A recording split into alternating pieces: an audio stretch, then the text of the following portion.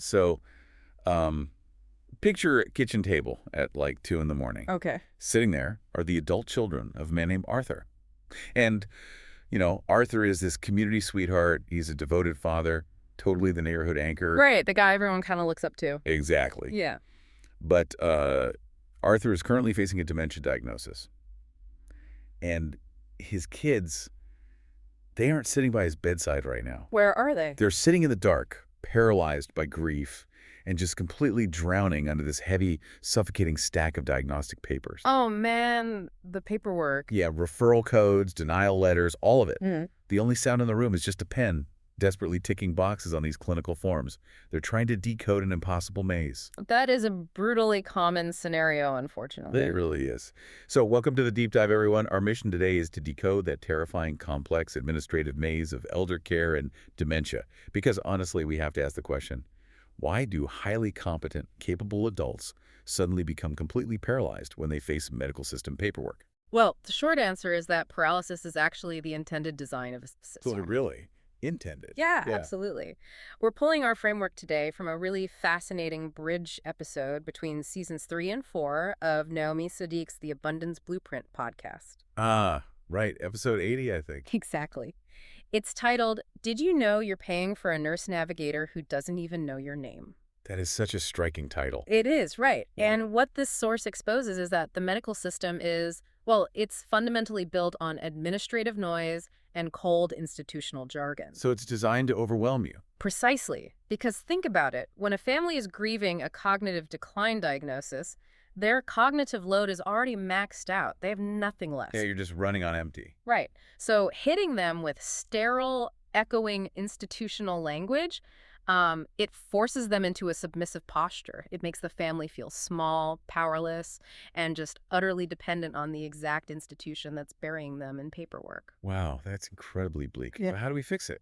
Well, our entire goal today is to extract the blueprint for rewriting those rules and breaking that paralysis. Okay, so to beat a system that thrives on administrative noise, the source outlines that the very first step is you just have to stop using their vocabulary. Yes, the language shift. Right. The source calls this the language shift. Yeah. It's this philosophy of flipping the script on corporate clinical jargon to, quote, bring dignity back to the dirt. I love that phrasing. Me too. The idea is that you have to change the titles before you can change the outcome. So let's look at the translations they provide from the source. Let's do it. First, the medical system labels Arthur as a geriatric or, simply a patient. But the blueprint demands you rename him a senior hidden treasure. Notice the psychological shift happening there, though, because a patient is passive, right? Yeah, definitely. It's an object moving down an assembly line, basically just waiting to be processed by an authority figure. Right, like a widget in a factory. Exactly. But a senior hidden treasure, well, that assigns immense inherent value to Arthur's life right now. It implies something precious that requires active, fierce protection from the people who hold it dear. Okay, that makes a lot of sense. The next translation tackles the system's actual process. The clinic calls what they do case management. But the blueprint translates this to the Wraparound Family Shield. Which sounds way more protective. Totally. And finally, when the system looks at Arthur's dementia, they label it palliative or end-of-life care only. Yeah. But the translation for this is non-palliative care navigation. With a very specific focus on protecting the living quality. Right. Yes, exactly. And that last translation is arguably the most critical pivot a family can make, because the institutional model treats a dementia diagnosis as this slow, irreversible countdown to the end. Yeah, just waiting for the inevitable. Right, which reduces all care to mere symptom management.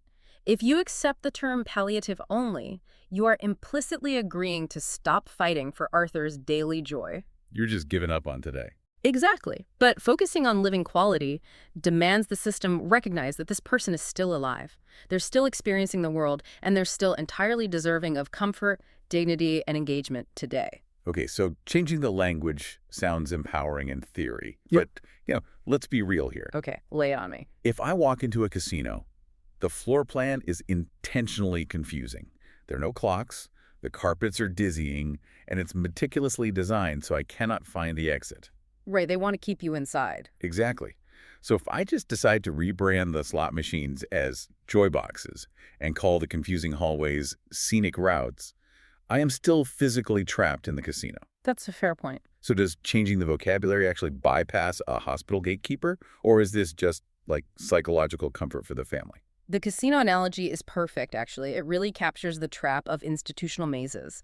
But to answer your challenge, the language shift is not just a comforting mantra. It's not. No, it's a behavioral modification tool. You cannot dismantle a house using the architect's original blueprints because those blueprints were drawn up to keep you contained. Oh, wow. That's a great way to put it. Right.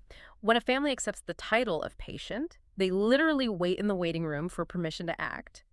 They accept an HMO's standard 30-day review period because, well, that's what patients do. They just follow the rules. Exactly. But when a family adopts the mindset of deploying a Wraparound Family Shield to protect a senior hidden treasure, their posture completely changes from compliance to offense. So they stop asking for permission. Yes, you stop letting the paperwork dictate your timeline.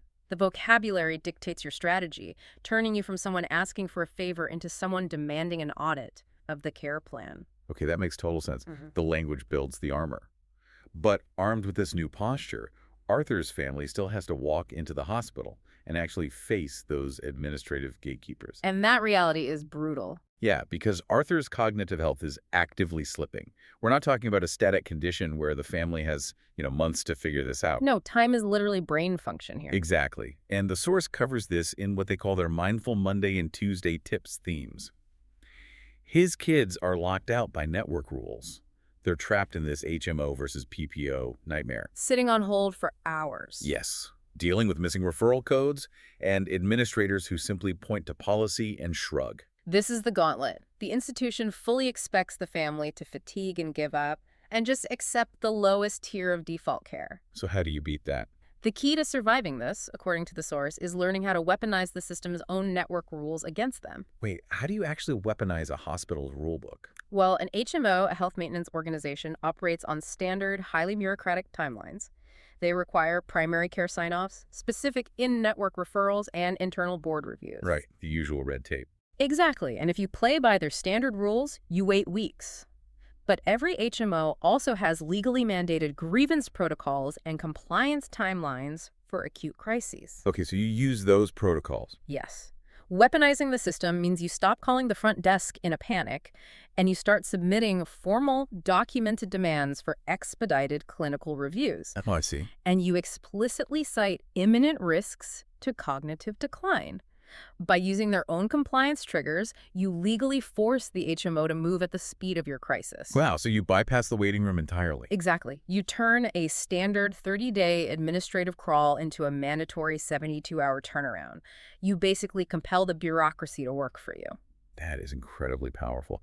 But then, right as the family's trying to navigate these aggressive legal maneuvers, the hospital swoops in and offers them this supposed lifeline. Ah, yes, the navigator. Right, they present the family with a nurse navigator. And this brings us directly to the title of the source episode.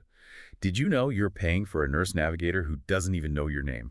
Because it's the ultimate illusion of help. It is infuriating. The kids realize the hospital is actually billing their insurance for this navigator role. Yeah. But this person walks into the room, mispronounces Arthur's name while reading it off an iPad, and just offers, generic brochures while the family is quite literally drowning in the background. It's totally disconnected from what the family actually needs. Exactly. So relying on the hospital's nurse navigator is like relying on a department store's loss prevention officer to help you find a bargain. That is a brilliant comparison. Right. I mean, they aren't there to save you money or time. They are employed to protect the store's inventory and pocketbook. That analogy hits the nail on the head.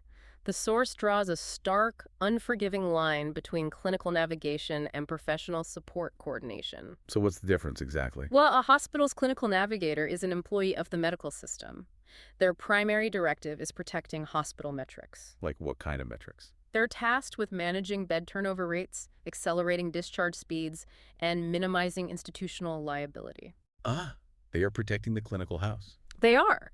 But professional support coordination, which is that culturally aligned anti-Naomi energy discussed in the source that is fiercely and exclusively aligned with protecting the family household. Okay, so totally different priorities. Completely. And you, as the listener, must recognize this conflict of interest. You cannot expect the entity that is actively billing you to simultaneously act as your aggressive advocate against their own billing department. Yeah, it's never going to happen. No. You have to bring in or become your own independent shield. And if you're listening to this and assuming that basic insurance or Medicare will just naturally cover the gaps once your dad or mom leaves the hospital, the source is throwing a massive red flag. A huge one. Because the realization hits Arthur's kids hard. The clinical care is actually only a tiny fraction of the battle. The real existential threat to Arthur's family is happening entirely outside the clinic walls. Which brings up the Wellness Wednesday theme from the source, introducing the concept of social determinants of health. Often abbreviated as SDOH, right? Right. Academics use SDOH as a dry statistical term to describe the environment someone lives in. But the source completely redefines SDOH for the family. They call it the 80% reality. Which is a much more accurate reflection of a patient's life, honestly. The 80% reality encompasses the food in the fridge, the rent being paid, the physical safety of the home, and the daily preservation of dignity. And this is where the sticker shock drops like an anvil. Oh, yeah. The costs are staggering. The kids start looking into adult daycare to keep Arthur safe during the week while they work. And they uncover these long-term care exclusions hidden deep in his policy that they never even knew existed. Because nobody reads the fine print until it's too late. Exactly. So they are suddenly staring down massive out-of-pocket percentages, endless copays, and coinsurance. It's just a constant hemorrhaging financial bleed that threatens to wipe out everything Arthur worked his whole life to build. And the really scary part, the clinical system is entirely blind to that financial bleed. But why? I mean, if a family completely bankrupts themselves just to afford basic adult daycare, they lose their home. They lose their peace. Yes. Doesn't that financial ruin inherently destroy Arthur's living quality anyway? Why does the clinic not care if the family is destitute? Because the clinic's legal and metric responsibilities stop at the exit doors. The medical system is engineered to stabilize a biological crisis. Not a financial one. Exactly. It is not designed to stabilize a financial crisis. If Arthur's heart rate is steady, the hospital's job is done. That's so frustrating. It is. But, to your point, if the family is broken, stressed, and financially drained, the clinical care Arthur received ultimately doesn't matter because his environment has collapsed. So the 80% reality just crushes the 20% clinical success. Exactly. And the source insists that mapping this 80% gap is the family's most urgent priority. If you do not blueprint the financial safety net, the clinical successes will be swallowed up by household ruin. Wow. So the system will not protect your assets, and it will actively try to drain them through loopholes. That's the sad truth. Which means the family has no choice but to build an airtight legal defense before the storm really hits. And this brings us to a terrifying moment for Arthur's family in the Thankful Thursday section of the source. The arrival of the omission notice. The omission notice is the ultimate administrative gut punch. It really is. The family goes to the mailbox and finds this cold, automated denial letter. Their care coverage has just been halted. Just like that. Yep. And why? Not because Arthur doesn't need the care, but simply because one vital signature line on page 4 of a 50-page document wasn't legally perfect. An omission. Right. Think about a massive software system. You can write thousands of lines of beautiful code, but if you miss one semicolon, the entire program crashes. That's a great analogy. That omission notice is the algorithm rejecting Arthur's humanity over a missing semicolon. That is the exact mechanism at play, because a human being didn't deny Arthur's care, a compliance scanner did. A machine. Exactly. So building that Wraparound Family Shield requires rigorous, almost paranoid legal perfection. What does that entail? It means getting the power of attorney, the non-palliative care structures, and the advanced directives completely and unequivocally airtight. The bureaucracy will exploit any ambiguity to deny coverage or delay care because, well, denial saves the system money. So you really cannot rely on a clerk's grace. Absolutely not. It's like patching a leaky roof, you know? You have to climb up there, find all these tiny invisible emissions, and seal the cracks while the sun is still shining. Yes, prep before the storm. Because once the cognitive decline truly storms, once Arthur loses his ability to answer questions or sign his own name, the system will let the water pour right in through that one tiny crack, and you won't have the legal authority to stop it. Exactly. And this forces us to look at the culmination of the entire blueprint. How do you actually seal those cracks permanently? Right. How do we put this all together? We've discussed changing the family's language posture, recognizing the illusion of the hospital navigator, mapping out the 80% financial reality, and securing the legal documents. But how do these individual defensive maneuvers combine into a permanent, sustainable standard of care? Well, the source gives us a specific framework for this final stage during Fulfilled Friday. They call it the SGB2B standard. Right, let's break down what SGB2B actually represents. It stands for Strategic Governance, boardroom to bedside. Boardroom game meets bedside manners. That is the necessary evolution. Up until this point, Arthur's children have been trapped in what the source calls a chaotic pilot survival state. Just reacting to everything. Exactly. They're putting out daily fires, fighting individual gatekeepers, and just reacting to denial letters as they arrive.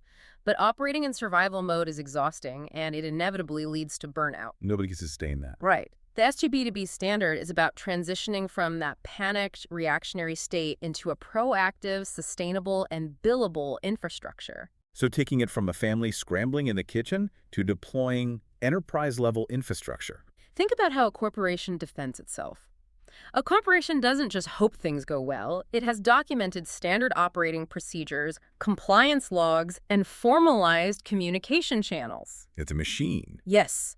Applying strategic governance from the boardroom to the bedside means you start treating your family's care like a protected enterprise. That's a huge mindset shift. It is. You force corporate medical structures to fund and respect non-clinical community care by meeting their bureaucratic maze with your own highly organized, legally unassailable standard of care. So you fight fire with fire. Exactly. You are no longer grieving children begging a doctor for help. You are operating with the precision and documentation of a boardroom while fiercely maintaining the deep empathy and love of bedside manners. And when a family actually executes this level of infrastructure, the outcome fundamentally changes. For Arthur's kids, the ultimate victory isn't curing the dementia. It's reclaiming his life from the administrative noise. That is the real win. Because they built a shield, Arthur is safe on his porch. His legacy is preserved.